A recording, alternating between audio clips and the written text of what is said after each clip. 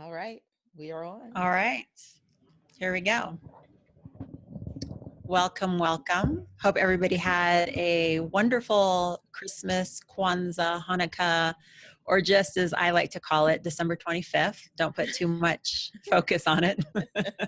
Whatever it is, I hope you had a fabulous, fabulous time. And Yes. make sure my mic's on. Yeah, so here we are. Welcome to SheKings. This is our number 5 episode, and SheKings is for peasants who don't want to live shitty lives. Yes, we can all do better, people. We're here to help you. As we shift over from our shitty lives to amazingness too. So you're not alone. Our lives are great, Alex. There's moments. We live awesome They are. lives. We do. We do. But as I am checking the mail, so I have my name on like a lot of cars for my kids to help them out. Yes. And my daughter got hers towed. And so it was a $150 ticket to go pick it up. So she picked it up and I was like, please do not forget to pay this, right? And she's like, no, I will. And so I just get a notice saying overdue. And then they tag on $50. So now it's $200. So if I allow this to just eat at my very soul, I would be experiencing a shitty life. But I just send her a text like simply saying, hey, I don't want this to affect my driving record because it's in my name. So please take care of this ASAP. And she just responded and said, I will. And I trust that she will. And I will leave it like that. So I'm not sliding into the shittiness of children not doing what I think they should be doing at the time that I think they should be handling it. Yeah. That's it. And I think it's so easy to slide into shittiness when things start to frustrate you. But, and I was actually just saying this to a client, either people will stop doing things that bother you or you will stop noticing. And that's it. Like life will be good. You know what I'm saying? So today my family, they're all going off to have lunch right now. And I know what lunch with my family looks like. And they're like, oh, why can't you record the podcast later so we can go have fun? And you can just do it at like 4:00. I was like, because at 4:00 I'll be drunk, people, hanging around with you people. I know what happens. I'm not going to record the podcast like that. And I think if I wanted to live a shitty life, I'd be like, why can't they let me be joyful? Why can't I record my amazing podcast that so many people listen to? I can't disappoint all of the people who listen to all of them. But I promise you, if we did it at 4 and you were drunk, we would have more listeners. It may go viral. Well, I am drinking shitty beer. I saw that. I'm sorry. Why? Well, I'm a craft beer drinker, actually. Yeah. But, I'm not above a Bud Light. Like, what do you mean? No. Like, it was there. It was, like, easily at hand. I needed to run up here. You know what I'm saying? Everybody can't have, delicate, microbrewed. Why can't they? I'm going to question that. And why can't they? I don't understand that. Because I would just drink water. You know what? Bud Light, let me just then get a water. Oh, wait. See, I have water right here.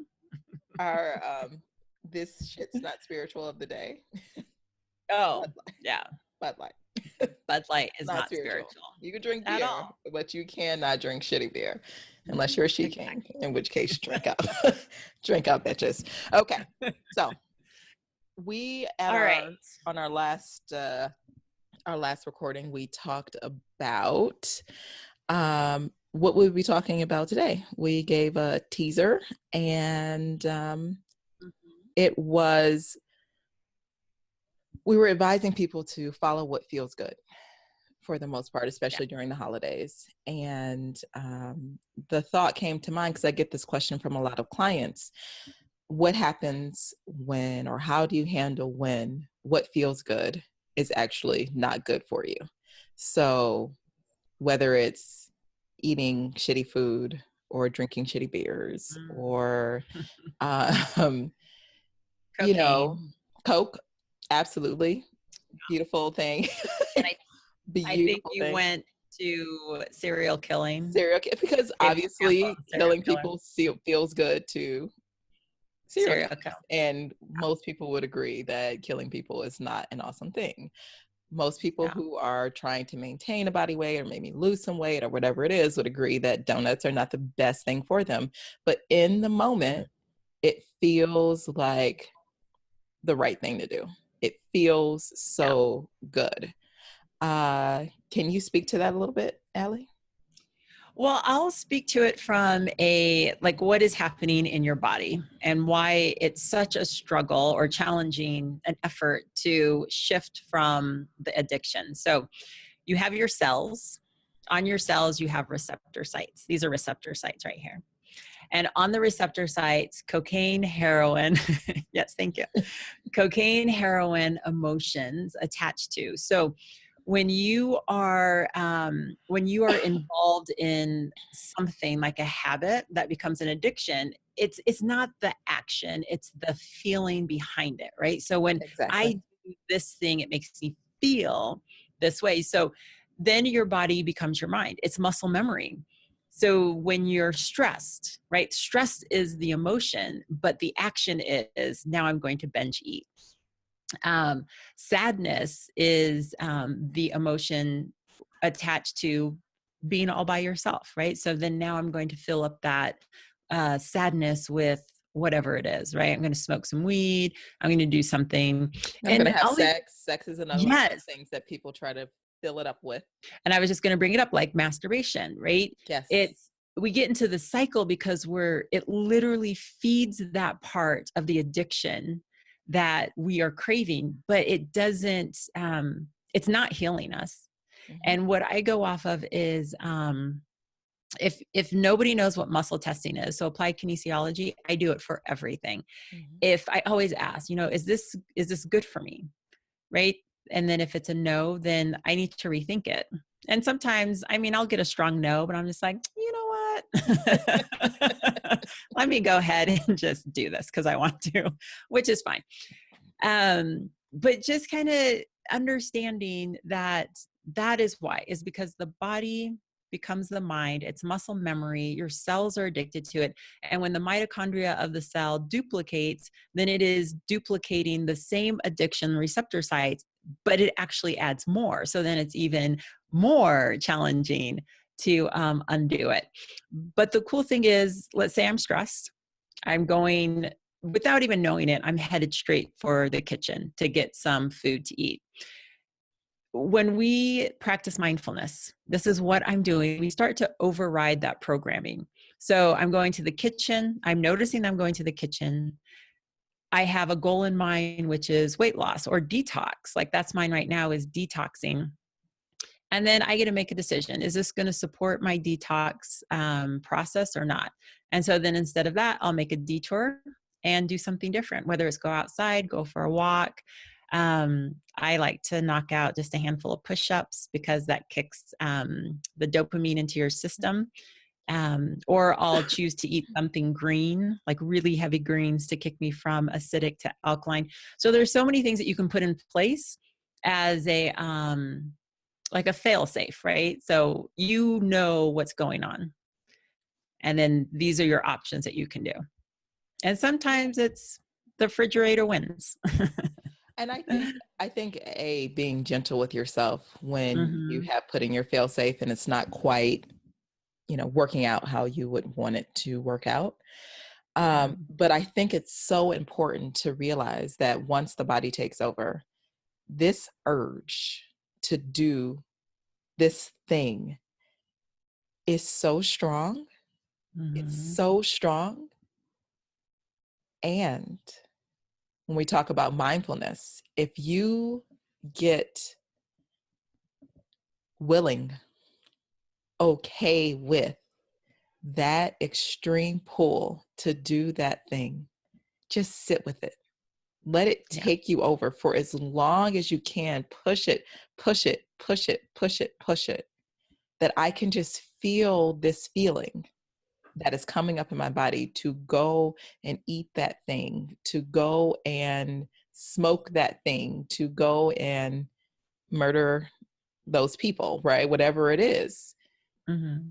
If I can sit with it, then I explain it as denying a plant water, right?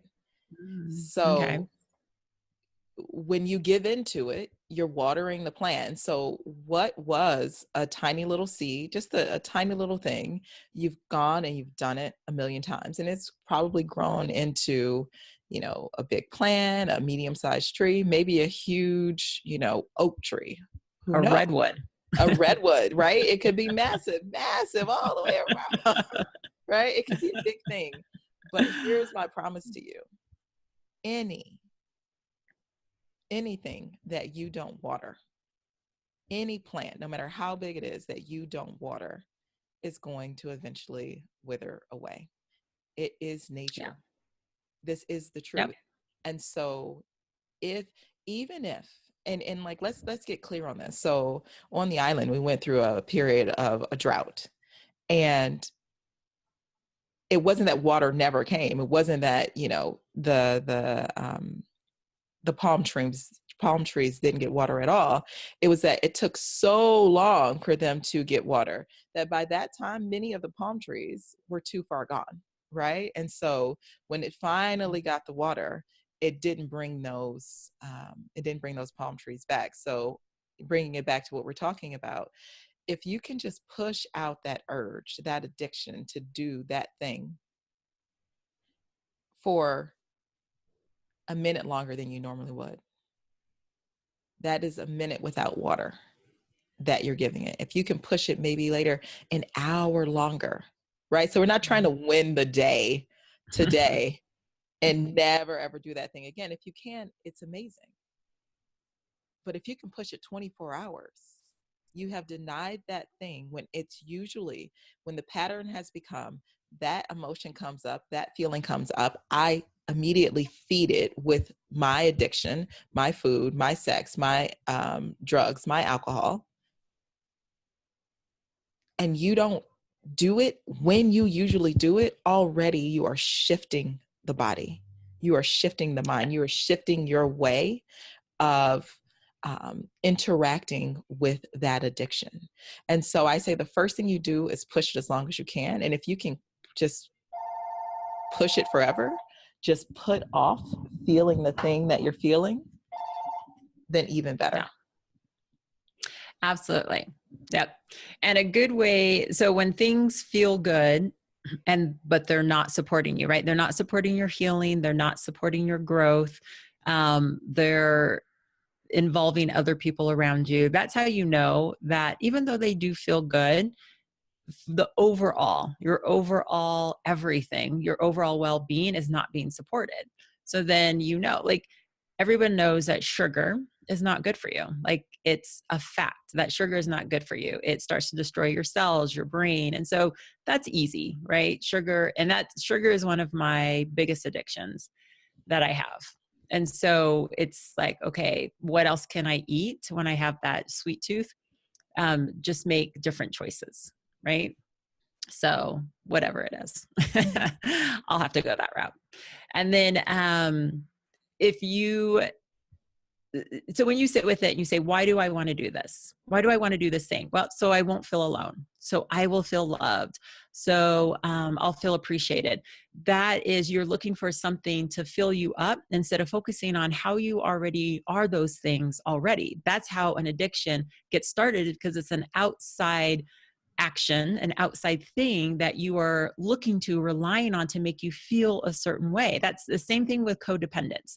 You're looking for someone to make you feel a certain way. So when you're not pulling from the inside, everything from the inside, and letting it emerge out from you, then you know that that isn't serving you. I don't care what it is. It's not serving you. And as hard as it may be, because of the receptor sites, the cells, the programming, the muscle memory, nothing outside of you has power over you. Nothing. So it may be challenging, it may be difficult, but nothing outside of you has power over you. So you have absolutely 100% power to start shifting this thing. And I like to offer my clients to do automatic writing when they don't know, when it's just like, I don't know what to do with this. Just sit with it, put your pen to paper and start writing. Like, why do I want this thing so bad? Why do I feel the way that I feel around it? Why am I looking towards this thing to fill me up? And then just start writing. And once you read it, you'll see that it's not you, it's not the conscious mind trying to create some amazing story. It's the you who is looking for that healing, looking for that guidance um, within you that comes out on paper. So when you feel like you are drawn towards something and you want to break the habit, hopefully you do want to break habits that aren't benefiting you, that aren't allowing you to expand into this person that you know that you want to be, that you'll sit with it and think of something different to do. So we go back to quantum physics. Whatever you focus on, your attention goes there. Where your attention goes, your energy flows. So it's the same thing that Erica was saying is once you shift your attention and awareness from it, it's not being fed anymore. You're not watering it. And so you get to pick and choose. What am I going to water? Right? What am I going to put all my energy to? Because know that that thing, that feeling will grow, and you'll literally be calling in more experiences that match that same feeling, that same frequency. So that's why things feel good, but they're not necessarily good for us, because I mean, it's ego. We're humans. We like to feel pleasure.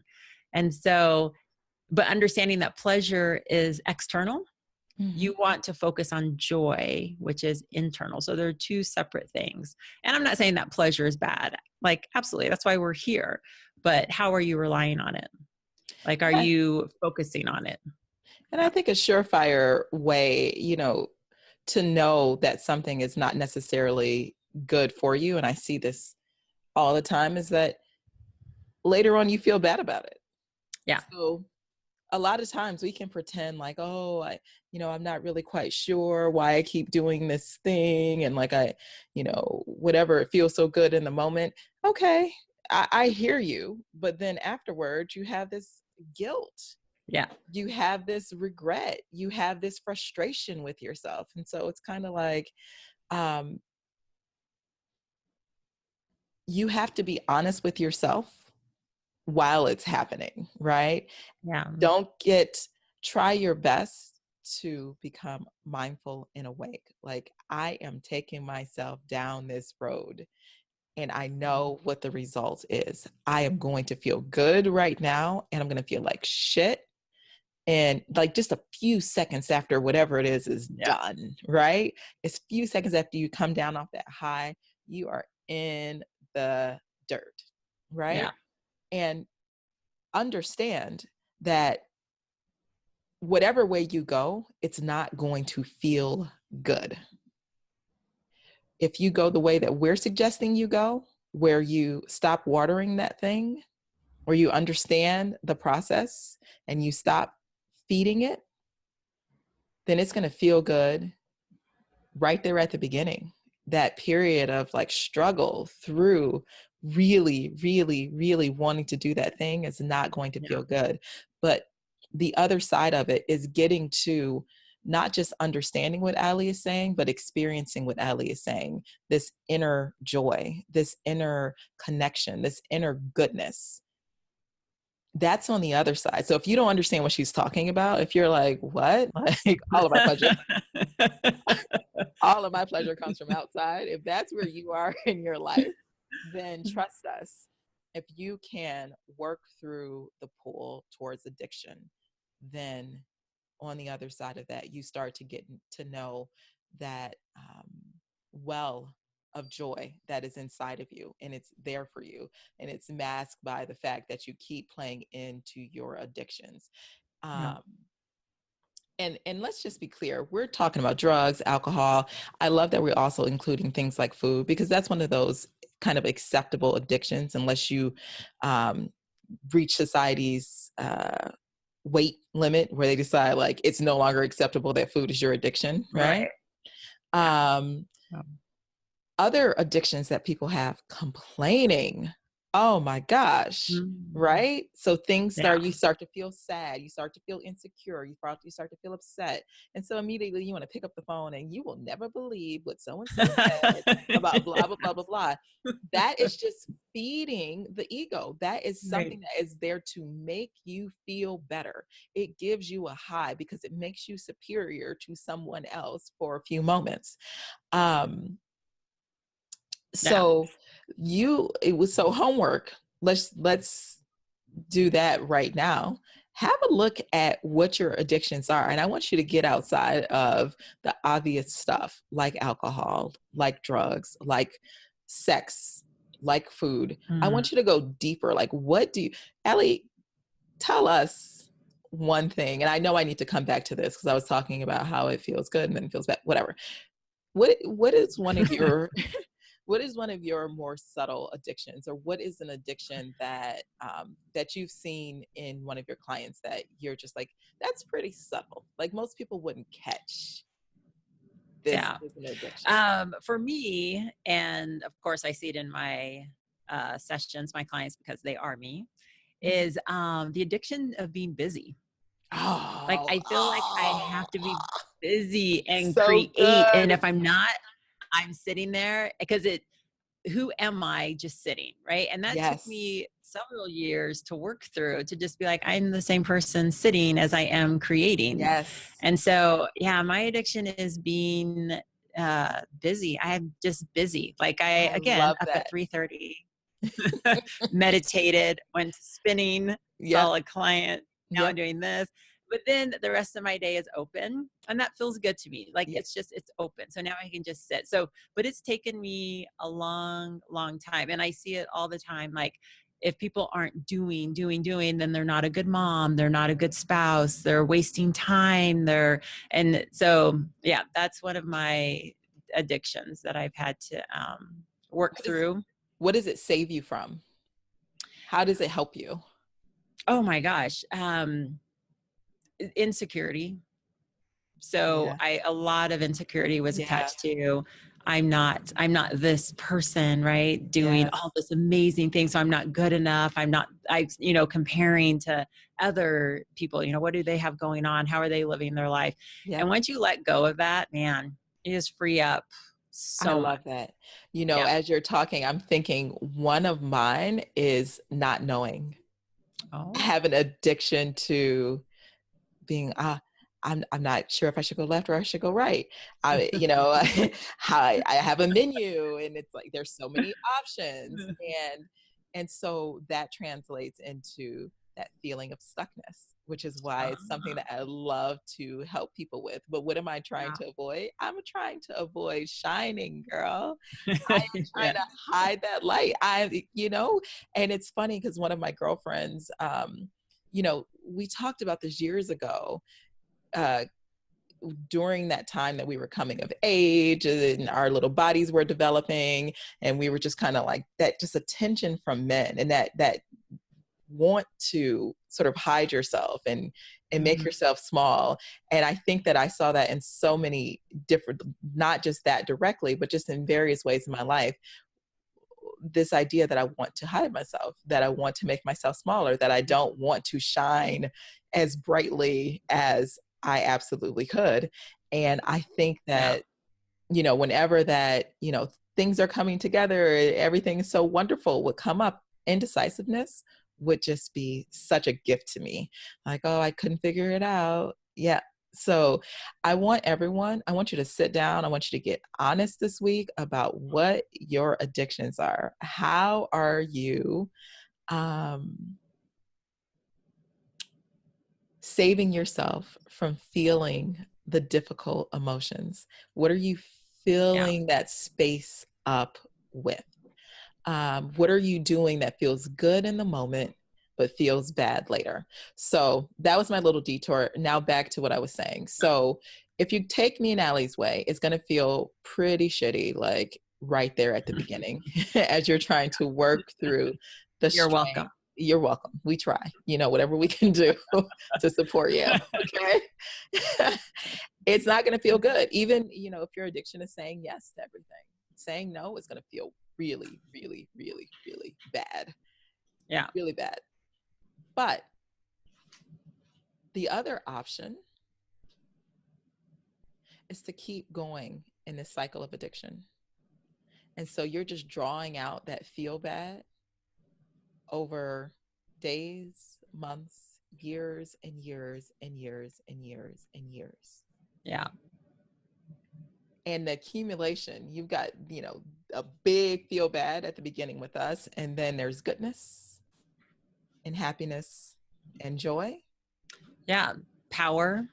Praise the Lord. Praise the Because Lord. when you can shift something that you've been doing and you literally understand that you have power over it, like it doesn't have power over you, and you start stepping into that place of power, then it just feeds your powers. You're just like, I can totally let this go, change this, change my mindset here.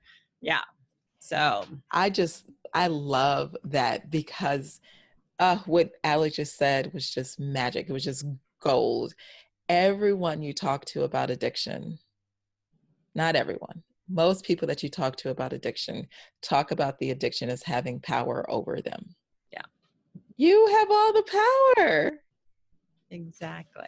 Where you direct your attention, where you water is where it grows. That's it. That's it. And so we're asking you to feel really bad. To feel really good. In order to feel really good, instead of the other way where you're feeling really good in order to feel really bad. Yeah. Our goodness is going to last a lot longer than that goodness that you're getting from addiction. Right. Because it's internal healing. And that's where the true growth, the true joy, all of that comes from, is the internal healing. And you can contact us. There's so many ways to break these mind to body addictions. The automatic responses. There's so many. So, we named a few. And if you're just like, I tried this and this and this, like, reach out to us and I'm sure we can figure out something else. Like there's tapping, emotional freedom technique. EFT.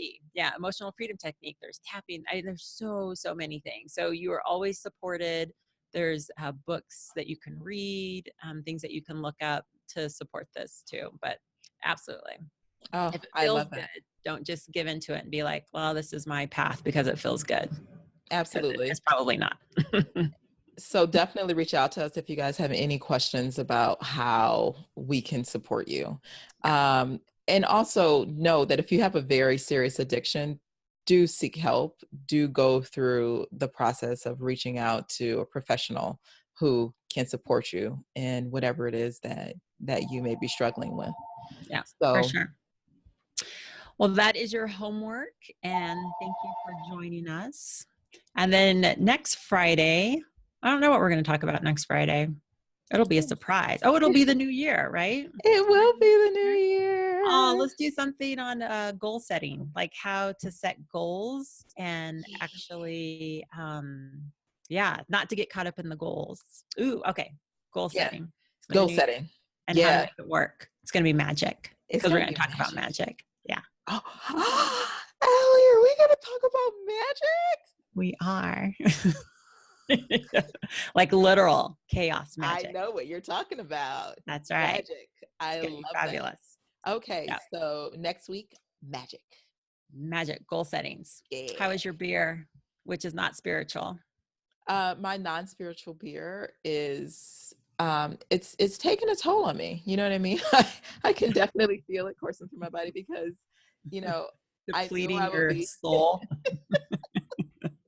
Because other beers are life-giving. This one is just taking it drains you. It pulls everything I have. But yeah, listen, I don't recommend it. But what I will say is that I'm going to continue on. I'm going to soldier through. I'm going to do it for the team. Yeah. So. All right. Thanks for joining SheKings. And we are here for peasants who don't want to live shitty lives. And we will connect with you next Friday on goal setting and magic. Yeah, I'm so excited. All right. Happy New Year, everybody.